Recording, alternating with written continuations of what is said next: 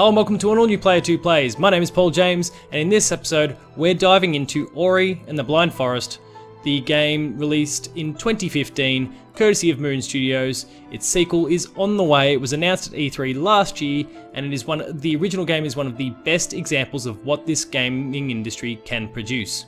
It's got a really interesting story around it about how the developers were scattered all across the world and combined their skills via long distance to make what I believe to be one of the best games ever made. So I want to show you through it in this week's episode. So let's go and have a look.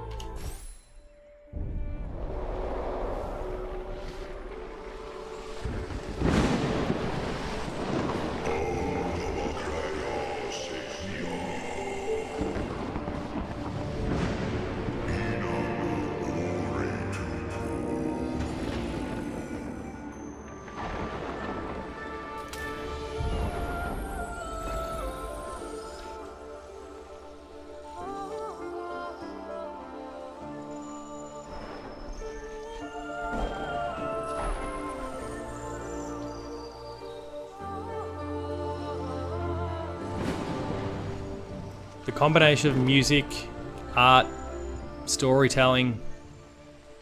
This is a game that's pulled on my heartstrings more than any other. It's one that made me well up a little bit when Will of the Wisps was announced, and is one that sticks with me constantly. Though you won't really get to see the fruit of the narrative in this Let's Play, you'll get to see enough, I think, that you'll understand why it is that I feel so strongly about this game. There are powerful moments, hearts are broken, tears may come about. Ori does everything right. And of course it is also an excellent metroidvania at the same time.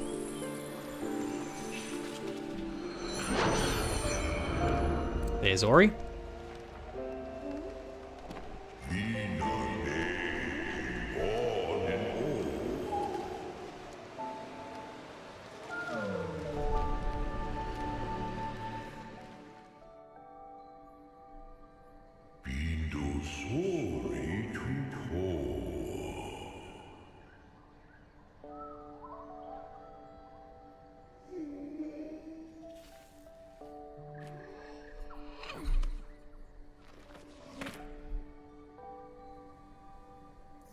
Alright, we're in control of Ori. More mechanics will be introduced soon, but at the moment we can just run and jump.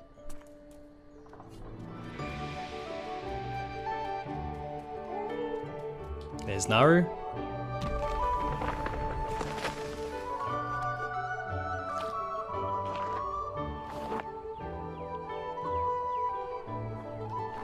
And now we're plotting a bit again.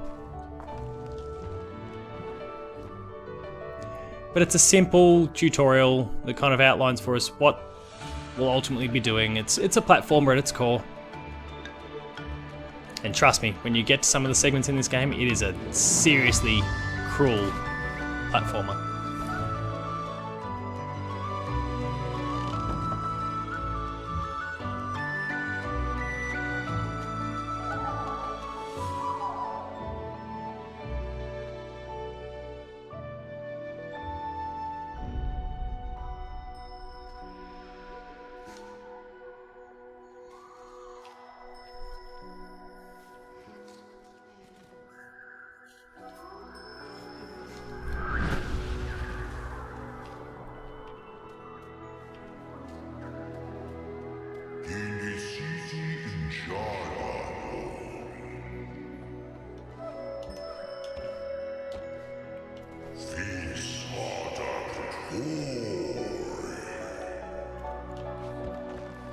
Things are going to get tough.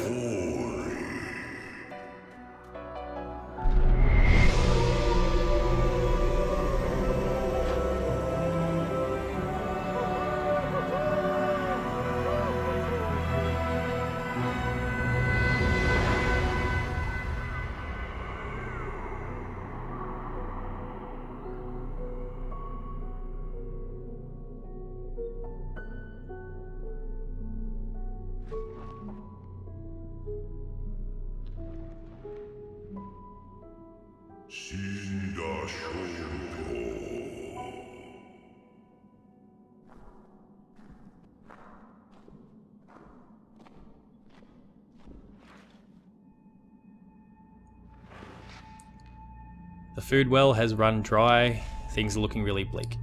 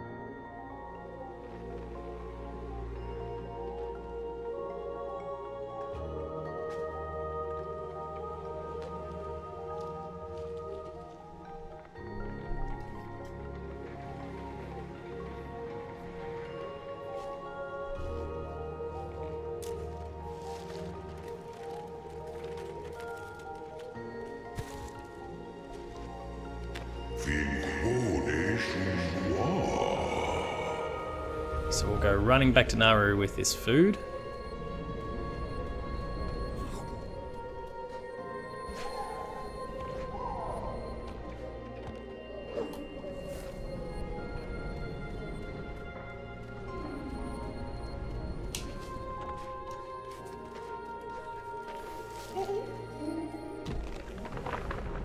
But the world, you can see, is not what it was at the beginning there.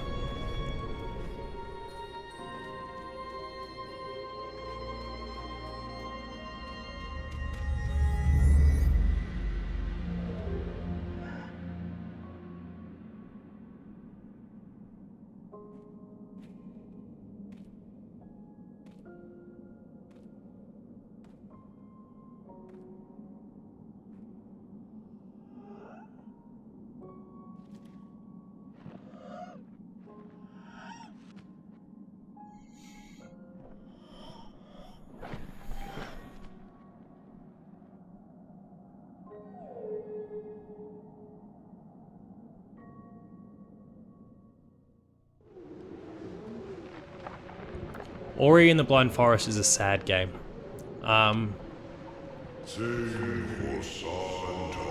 It's incredible in so many ways, but it is a really sad game, and it'll make you feel a lot. And maybe the platforming genre, maybe metroidvanias aren't really your thing, but I would highly encourage you to stick it out regardless, and experience the story that it tells, because it's phenomenal. And if platformers and metroidvanias are your thing, well, this should tick every box.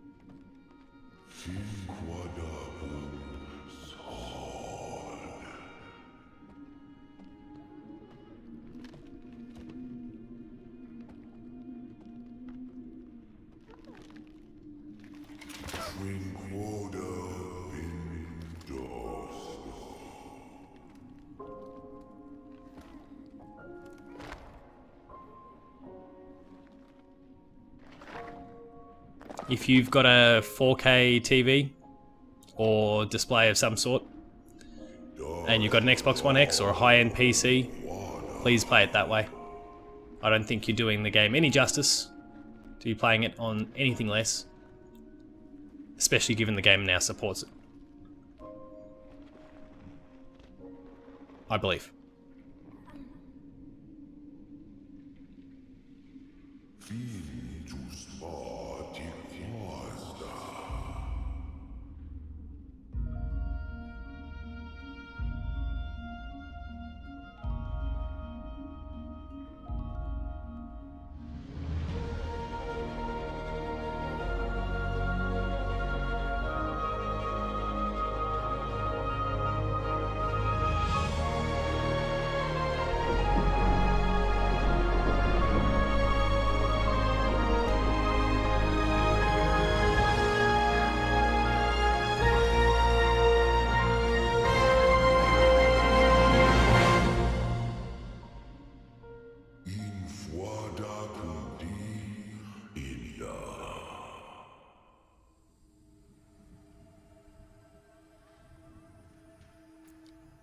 And so our adventure properly begins. And you can immediately see now that we're in control, Ori is quite fast. We can't progress through those thorns. His movement is really quite slick. You've got a really wide range of abilities available to you.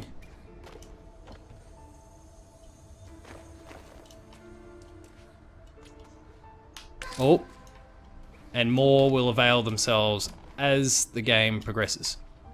Can't quite reach that at the moment.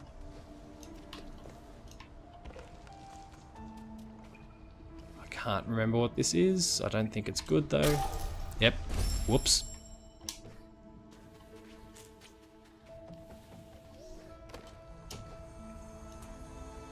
So we'll take the low road here. So we've got spirit light containers. What?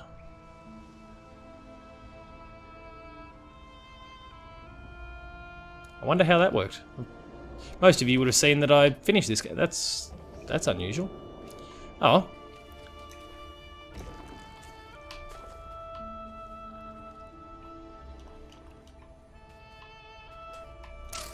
Yeah, okay, so what?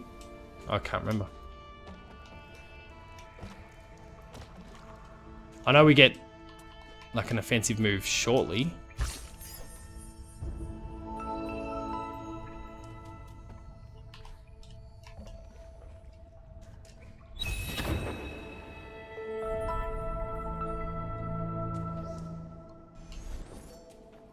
So that's our opportunity to save. I'm not going to do it now because I really don't need to at this particular stage, unless it's forcing me to. It forced me to.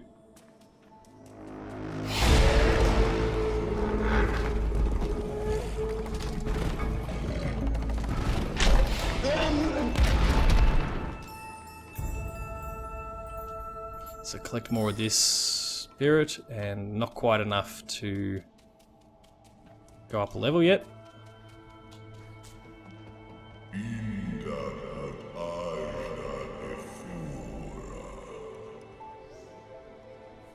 Some light.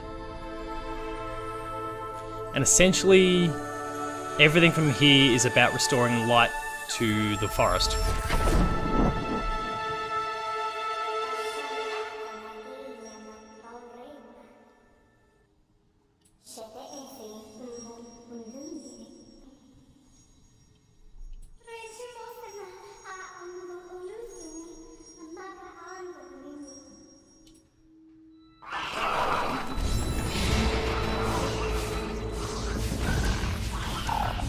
So now we've got an offensive capacity, and that will actually allow us to go back to those... Oh, massacring this.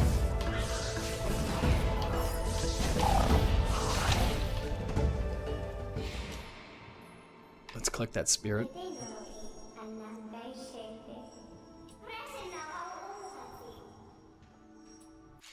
So that...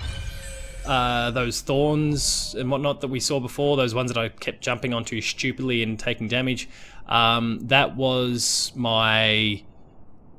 Now that I've got this ability, I can actually take those out. So we've got the map. It'll ask us to zoom out. We can get a bit of a picture of the world. It is huge. So we've now got an energy shard. We can commit that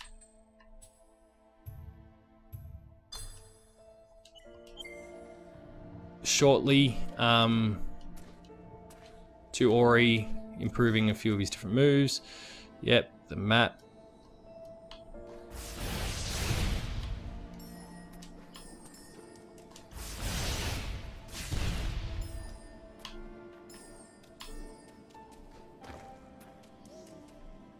And here we can access the ability tree and actually spend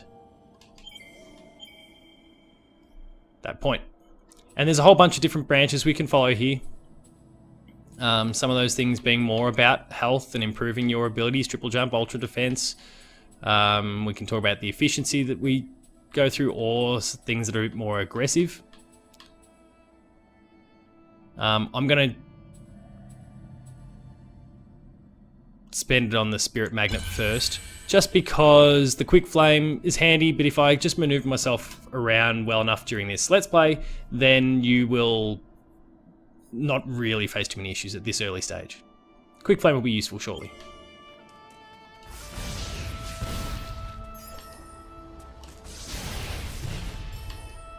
Especially if the spirit keeps dropping as freely as it is at the moment.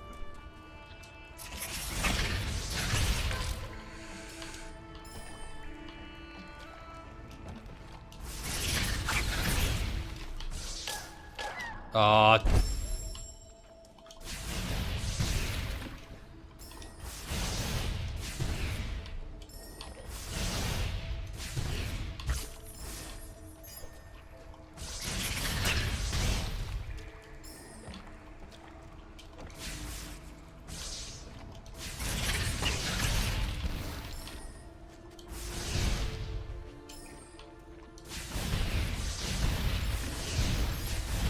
See, I'm already getting plenty of spirit from this, so I'm hopeful that with just a little more work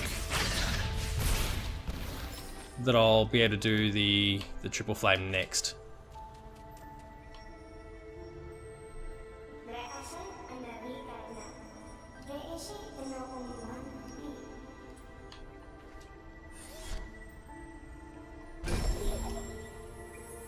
So, like I just stated, the Spirit Well can heal me. Cannot get that for the time being. We'll keep exploring a little bit. We'll keep it to this region just so you can get a bit of a feel for what we're up against. Something down here. Oh, we've already been down there. I should now be able to get through that door that was causing me some grief before.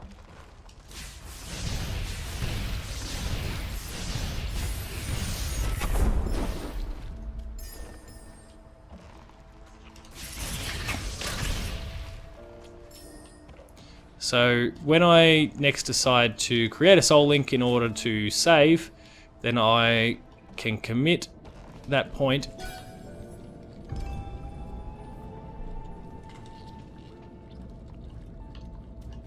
so you can see one of the doors below, and it appears as though I need two.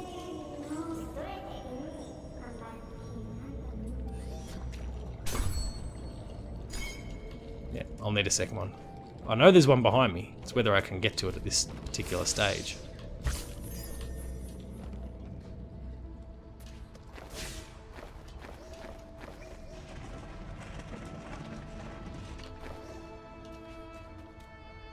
There's the second one. Alright, now let's go back. I'll just take the high road and play it safe.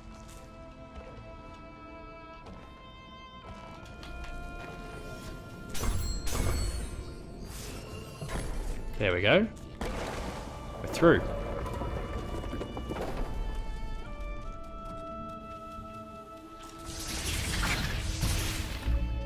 Oh. So I've got a few different directions I could head in here. I'll continue left to the Spirit Caverns. Sorry.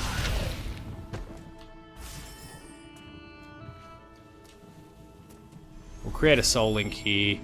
And we'll use the opportunity to commit our points. So we could go to Rekindle, which allows the reuse of soul links, but I'm going to go with the Quick Flame just to help bolster my offensive side.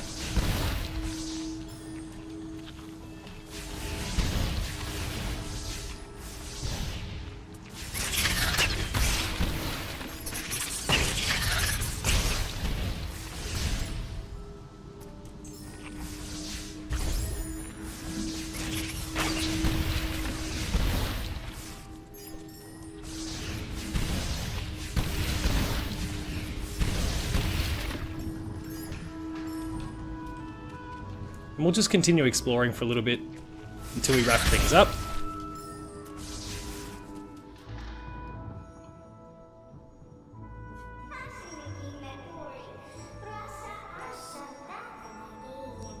So we need to go find the mapstone fragment. But in the meantime, there's another keystone. Surely I don't have it already, do I? Yeah, didn't think so.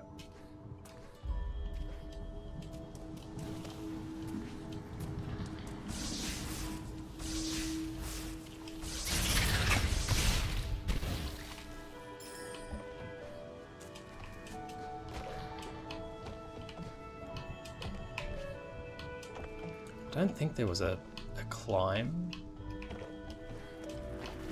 Oh.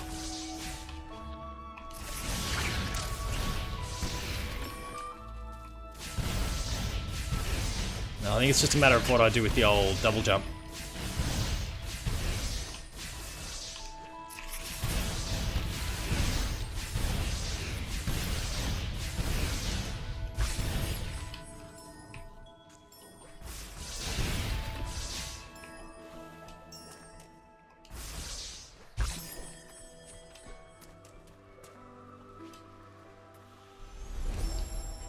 So the world of Ori and the Blind Forest is huge and sprawling. There is a lot to do. As you saw before, there's different regions. I could use the map to bounce to different parts of the map, or I could travel there myself.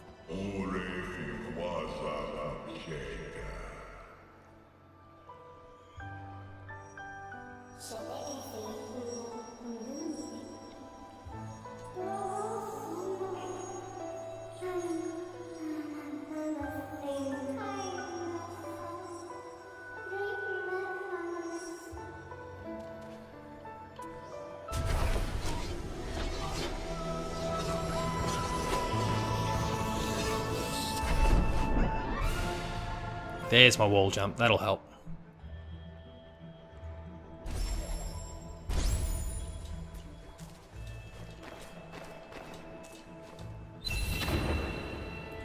An energy cell.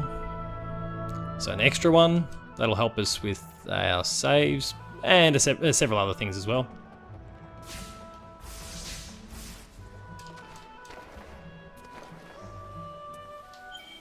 Wait, no, I've got no points to commit at the moment. But we're not far off.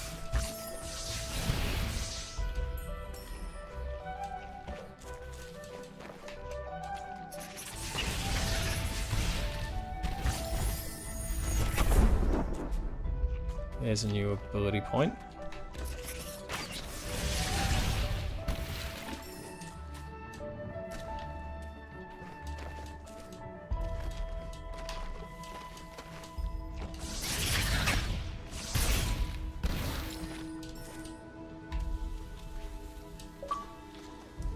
Where are all of these achievements coming from?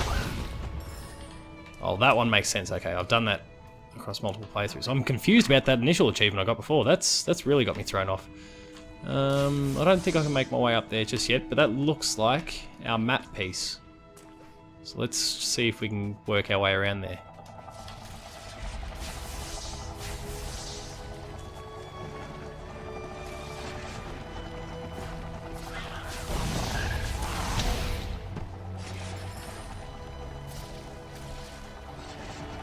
Keep moving that along.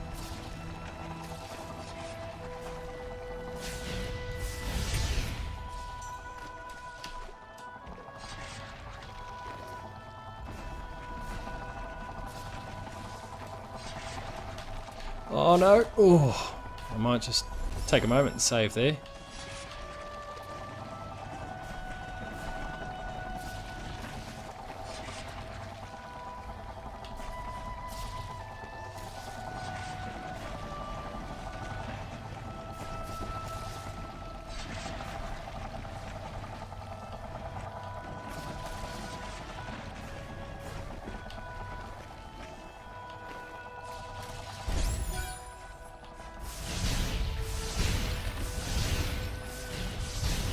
Pay attention to the environment around you because there's lots and lots of stuff that is hidden. Such as that orb there, and let's be honest, I've probably missed a few already.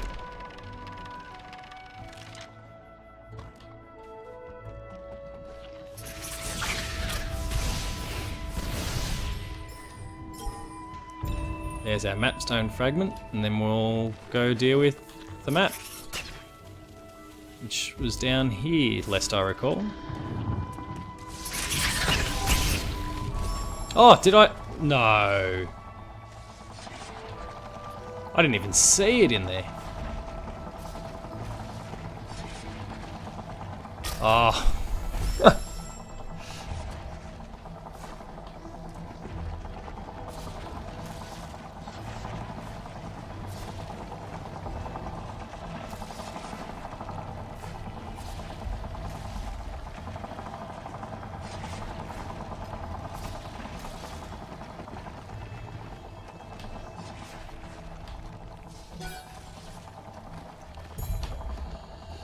So when you die, you do lose all progress up to the last soul link that you create, or anything you've achieved post the last soul link that you established.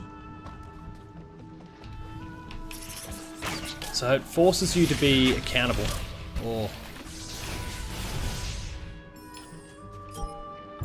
and smart with your soul links. What have I got? Map markers.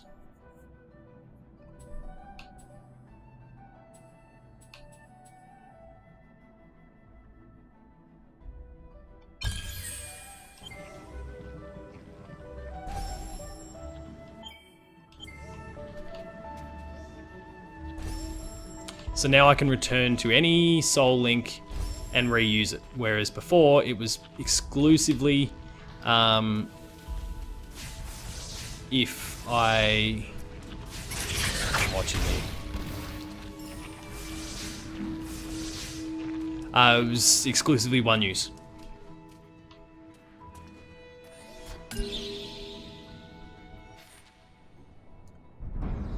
So there we go. There's this first region, Sunken Glades / Hollow Grove, completely revealed to us. And you can still see just from looking at this, there's plenty I've got to do. You can see there's this underwater region here that I won't be able to get to at the moment because we've seen Ori, he can't swim, there's 2 of those. And then there's this whole northern portion of the map that I could still access, and some to the far right. But that's where we're going to leave it for this Player 2 Plays. I hope you've enjoyed it. Ori and the Blind Forest is one of my favourite games of all time. And I don't use that phrasing lightly, given I'm someone who is typically a massive JRPG fan. I love my platformers, but few have resonated like this game has. If you enjoyed the Let's Play these Player 2 Plays, please make sure to like, share and subscribe. That'll give you access to weekly episodes of Patched, the Video Games Club, The Insider, more Player 2 Plays, trailers, and a whole bunch more. All stuff that can only be found on our YouTube channel. Hit that notification button, and that'll allow you to know exactly when a new video goes live. So please consider checking those out. You can hit all the buttons below. Written content, make sure to visit the website player2.net.au where you can find reviews, previews, opinion pieces, news, features, the Player 2 Writers Draft, and a whole lot more, all contributed by some of the best talent in Australia, so please make sure to go and check that out. There's some awesome stuff there, and we'd hate for you to miss it. If you really love what we do and you'd love to support what we're doing, please consider visiting us at patreon.com/player2au, where you can chip in a couple dollars per month and help grow this dream that we're building and receive some bonus goodies for your support. Make sure to go and visit the website, and that'll give you more details. For rolling updates, you can find me at PaulJamesP2 on Twitter, the website at Player2AU on Twitter, and until next time, that was Ori in the Blind Forest. Thank you for watching, I hope you enjoyed it, and I'll see you later.